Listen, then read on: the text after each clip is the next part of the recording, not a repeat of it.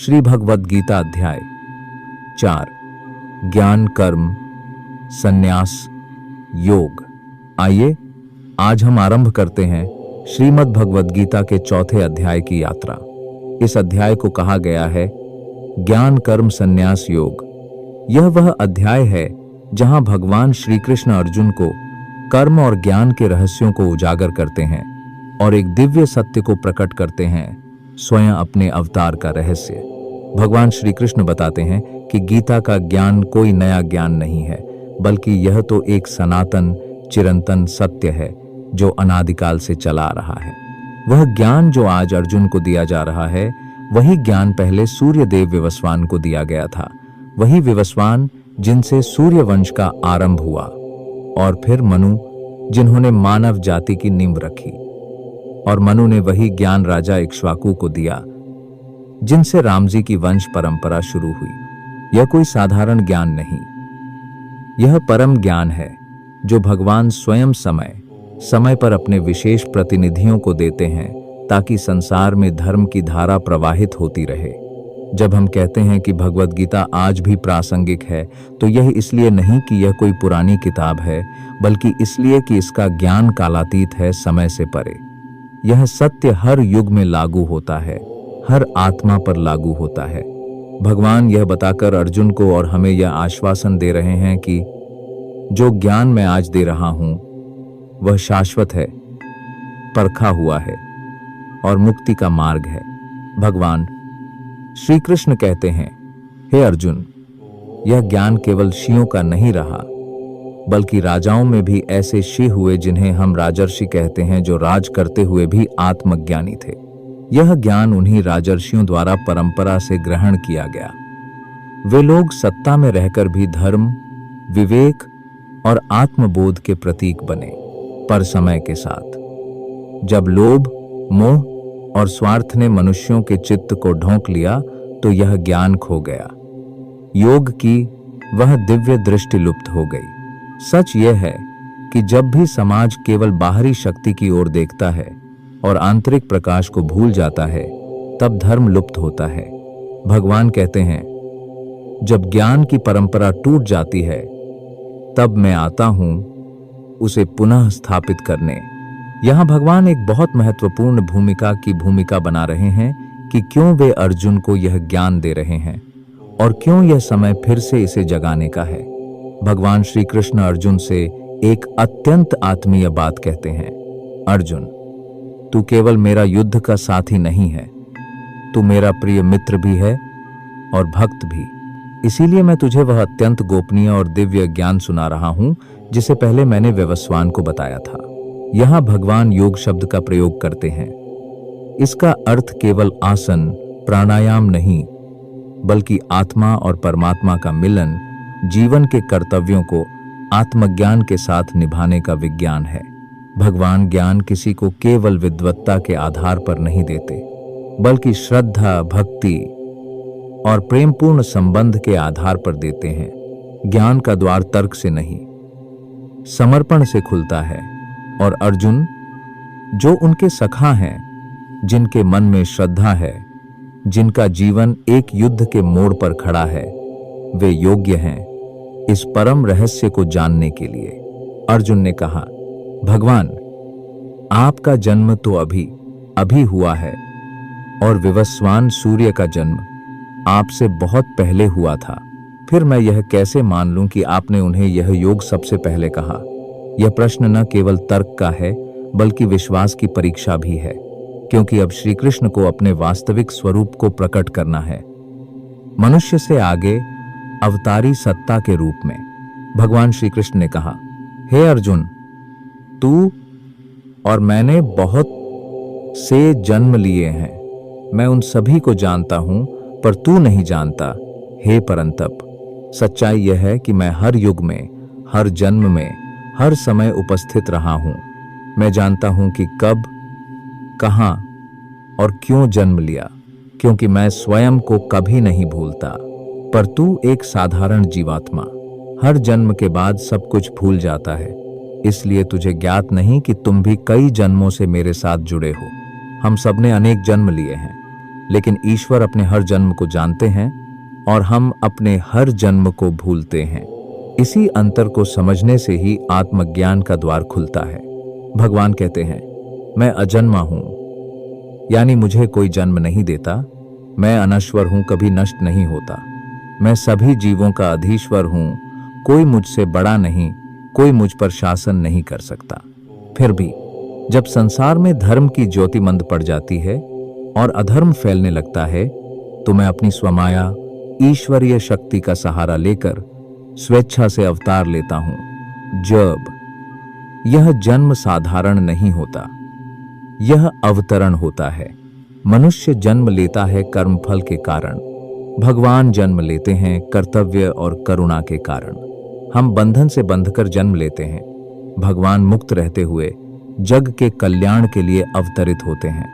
यह कोई सामान्य कथन नहीं है, यह है ईश्वर का वचन, जो संपूर्ण मानवता को आश्वासन देता है कि जब भी अधर्म अत्यधिक बढ़ेगा, जब भी सच्चे लोग त्रस्त होंगे, जब भी न्याय और सच्चाई दबाई जाएगी, तब स्वयं ईश्वर अवतार लेंगे।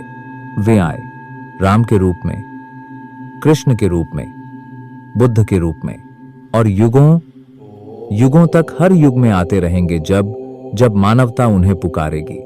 भगवान यहाँ एक अत्यंत रहस्यपूर्ण वचन दे रहे हैं कि जो व्यक्ति यह समझ जाए कि भगवान का जन्म मानव जैसा नहीं बल्कि योगमाया से होता है, उनके कर्म स्वार्थ रहित, कल्याणकारी और लीला स्वरूप हैं। उनका आना केवल धर्म की रक्षा के लिए होता है, न कि किसी भोग के लिए। वह व्यक्ति जन्म और मृत्यु के चक्र से छूट जाता है, वह मुक्त हो जाता है। न मोक्ष की इच्छा रह जाती है, न मृत्यु का भय, क्योंकि वह जान जाता है कि भगवान के जैसा कुछ भी इस संसार में नहीं है। भगवान को सिर्फ मान लेना पर्याप्त नहीं, उन्हें तत्व से जानना आवश्यक है। और यह जानना बुद्धि से नहीं होता, बल्कि श्रद्धा, भक्ति और आत्मा के अनुभव से होता है।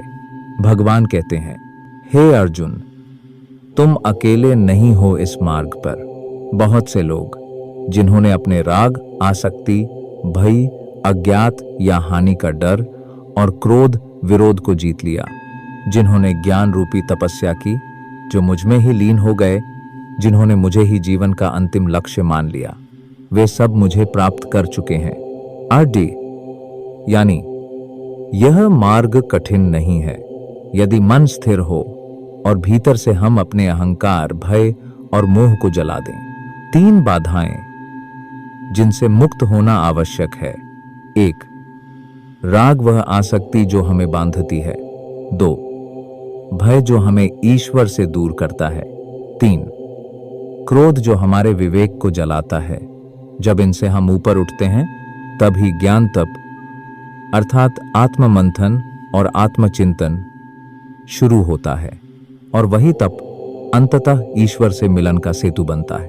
वे कहते हैं, जिस भाव से कोई मुझे भजता है, मैं उसी भाव से उसे उत्तर देता हूं।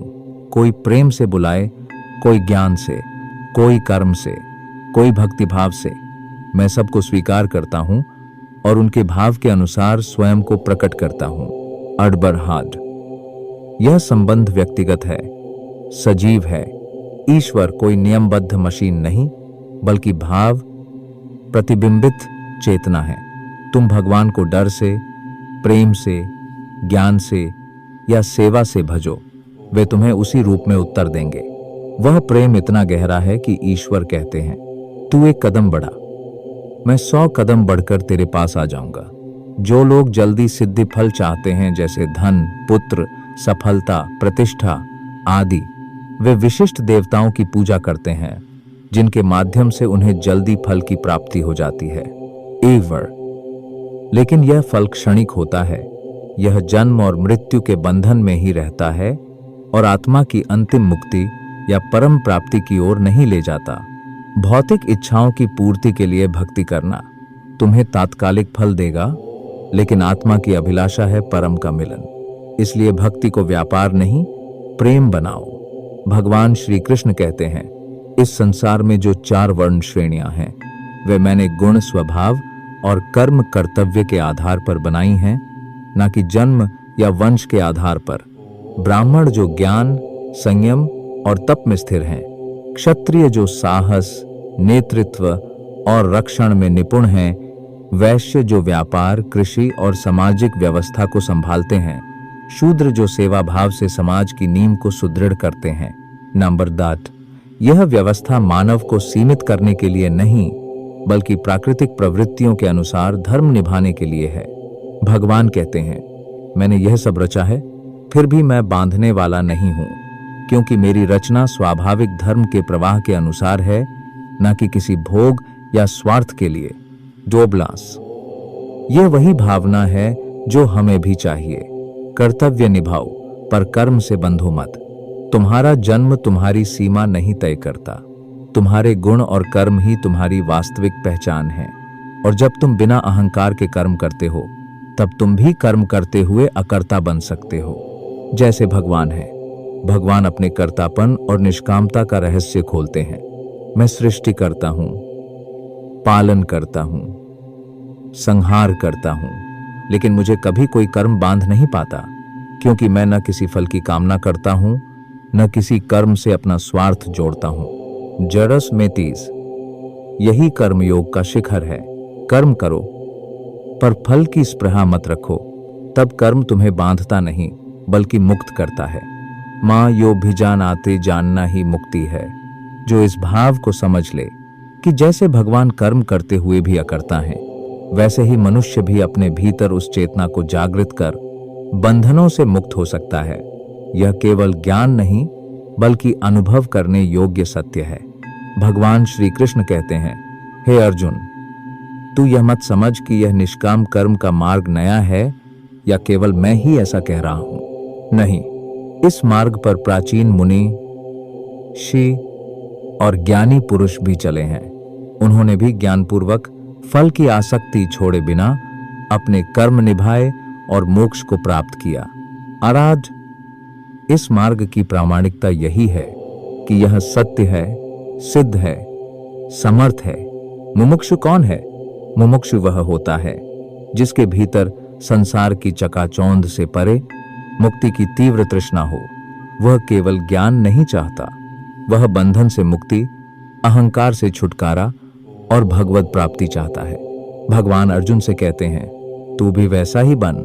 कर्म कर, पर बांधने वाला नहीं, मुक्त करने वाला कर्म। भगवान श्री कृष्ण कहते हैं, हे अर्जुन, कर्म का विषय उतना सीधा नहीं जितना तुम समझते हो। बाहरी दृष्टि से जो कर्म लगता है, वह भीतर से अकर्म हो सकता है, और जो बाहर से कुछ भी नहीं, वह भीतर से महान कर्म हो सकता है। जड़हाय, यही वह कारण है कि शिव मुनि, तपस्वी और बड़े ज्ञानी भी कई बार उलझ जाते हैं कि क्या करना है, क्या नहीं करना है, क्या धर्म है, क्या अधर्म है। इसलिए भगवान स्वयं कहते हैं, अब मैं तुझे वह कर्म बताने जा रहा हूं जिसे तत्व से जान लेने पर तू अशुभ कर्मों से, पाप से, भ्रम से, बंधन से मुक्त हो जाएगा। भगवान श्री कृष्ण कहते हैं, हे अर्जुन, केवल कर्म करना काफी नहीं है, तुझे यह जानना भी जरूरी है कि क्या कर्म है, क्या विकर्म वर्जित कर्म है और क्या अकर्म कर्म में भी अकर्ता की स्थिति है। डू आर डी, क्योंकि कर्म की गति यानी उसका फल, उसका प्रभाव, उसकी गहराई इतनी गहन और रहस्यमयी है कि एक साधारण बुद्धि से उसे समझ पाना कठिन है। क्या अर्थ है कर्म में अकर्म देखने का? जब कोई व्यक्ति बाहर से बहुत कर्म करता दिखाई दे रहा हो, जैसे श्री कृष्ण का रथ चलाना, अर्जुन का युद्ध करना, लेकिन भीतर वह पूर्ण रूप से निष्काम, निष्कलंक और अकर्ता हो, तो वह कर्म करते हुए भी अकर्म, निष्क्रिय है।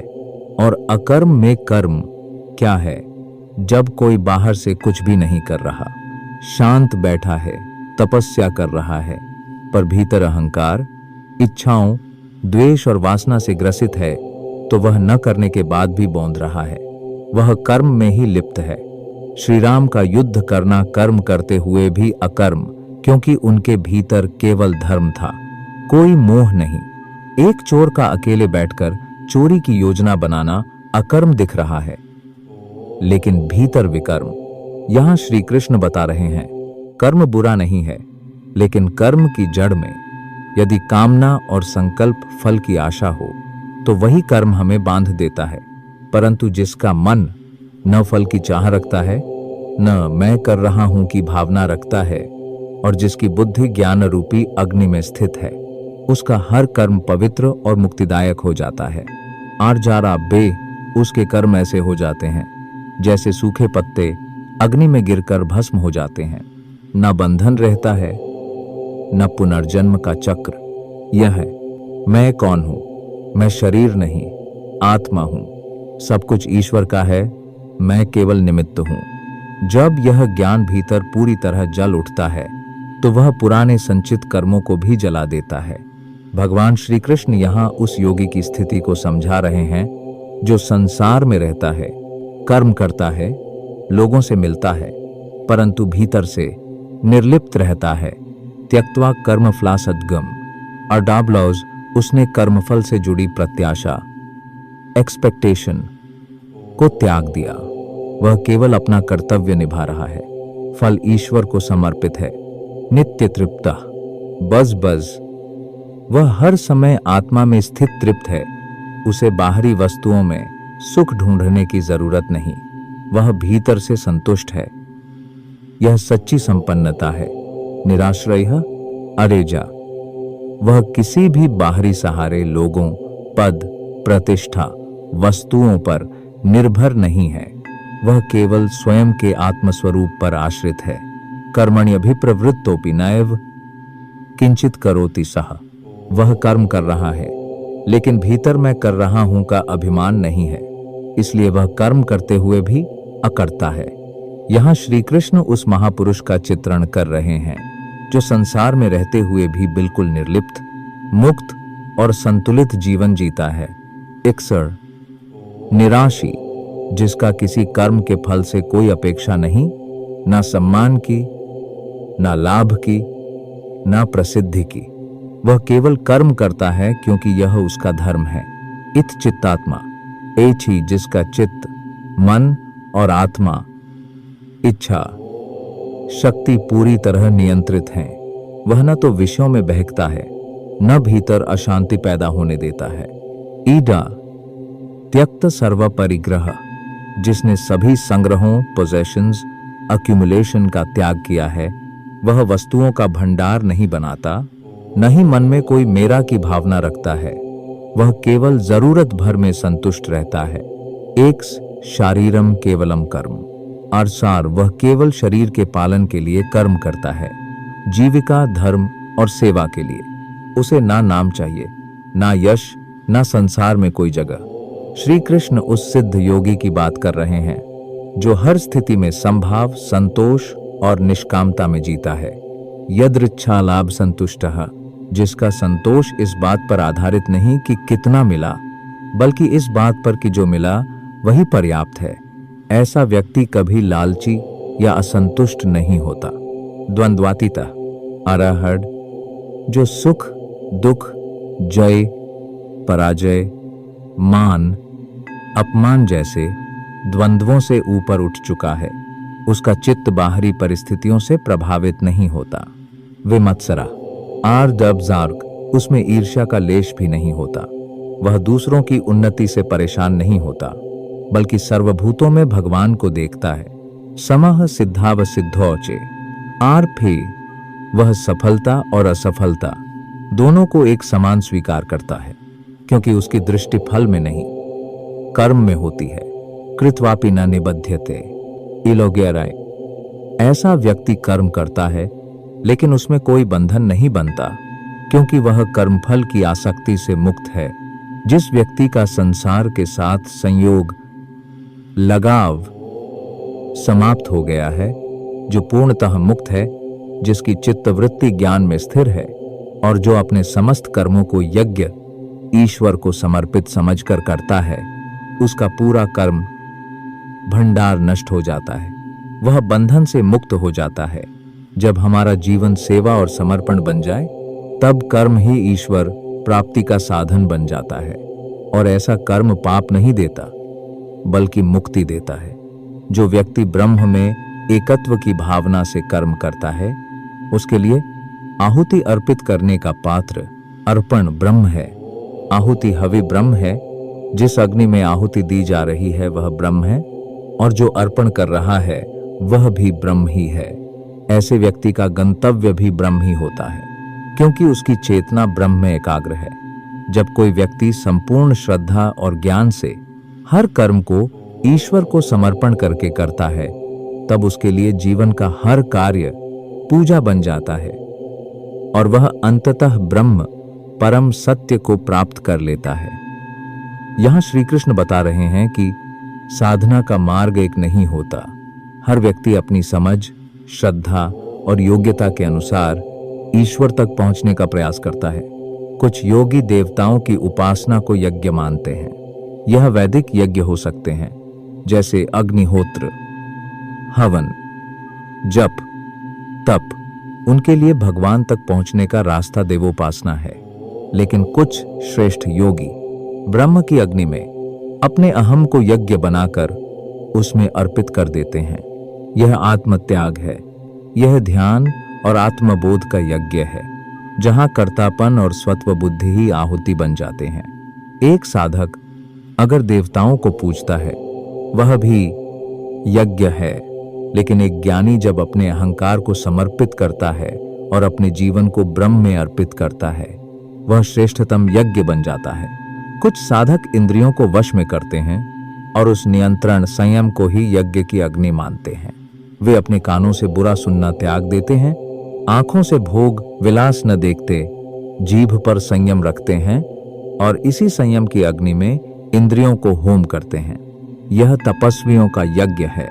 कुछ साधक विषयों को ही होम करते हैं, पर यह कोई भोग नहीं, बल्कि सजगता, अवेयरनेस के साथ किया गया अनुभव होता है।